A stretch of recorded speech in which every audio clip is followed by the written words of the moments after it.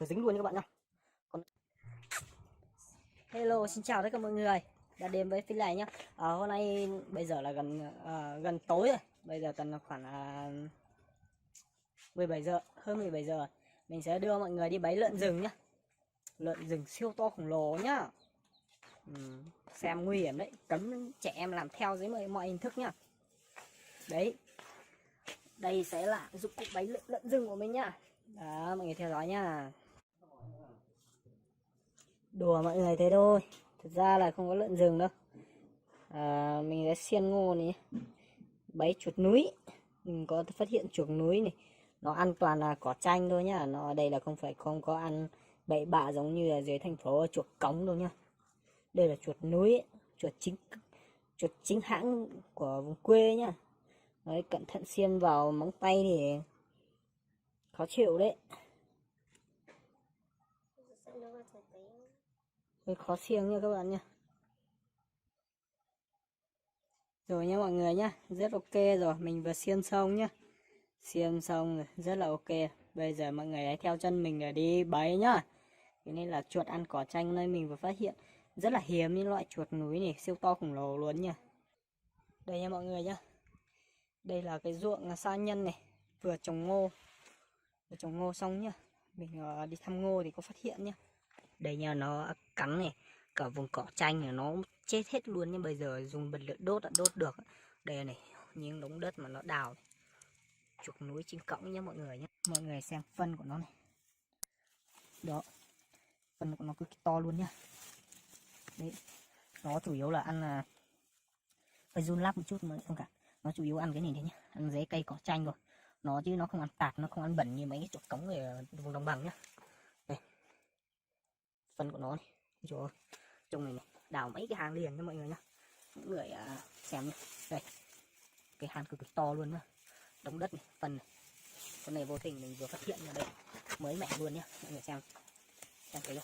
Mọi người xem, mọi người thấy cái nanh của nó, không phải cái nanh mà là dấu chân đấy, dấu chân của nó này. Con này siêu to luôn nhá mọi người nhé. Mình sẽ vuốt cho mọi người xem, không phải suy nghĩ luôn cho mình xem cái hang của nó rất là siêu to. Mai mình sẽ có một bữa siêu hấp dẫn này. Đây, mình sẽ tìm chỗ nào mà là nó ở mới nhất rồi mà mình đặt cái bẫy của mình vào nhá. Đây rồi, mọi người thấy không, còn hơn cả lợn đấy. Chỗ đống cỏ chanh này này, không biết nó đã ở bao nhiêu ngày đây rồi. Mọi người xem này, toàn đống đất với đất ở dưới này, này. Hàng đống đất như này luôn đấy các bạn. Con này ở đây sống ở đây hơi lâu rồi các bạn. Đống liền, phân của nó này, siêu to luôn, bao to luôn, phân của nó đéo ở dạng vừa đâu các bạn theo dõi nhá. Trong này mình vừa phát hiện trong này này, nó đào ăn mới mẻ luôn. Mình sẽ đặt cái bẫy ở trong này luôn nhá. Trong khi mình đặt bẫy thì mình sẽ không quay cho các bạn xem nhá.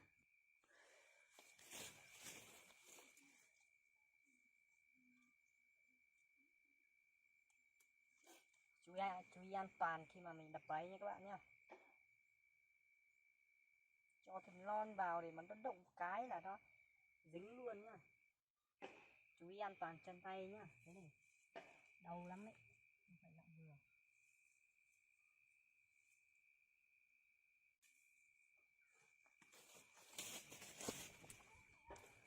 Ok, mình đã đập bẫy xong nhá. Bây giờ mình đã đập bẫy xong trong này nhá. Đó, bây giờ mình che lại, mình buộc sẵn ở trong này. Mai mình sẽ ra kiểm tra nhé các bạn nhé. Các bạn chờ tin vui của mình.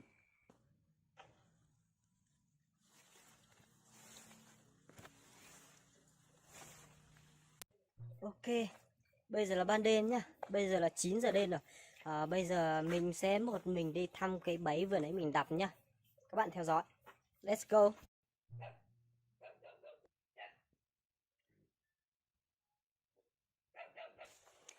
Các bạn nha, bây giờ mình đã đi đến nơi nhá. Tầm một cây thôi các bạn ạ. Gần lắm.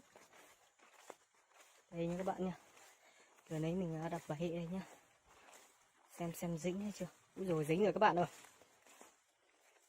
Siêu to khổng lồ nhé các bạn nhá. Vừa dính luôn nha các bạn nhá.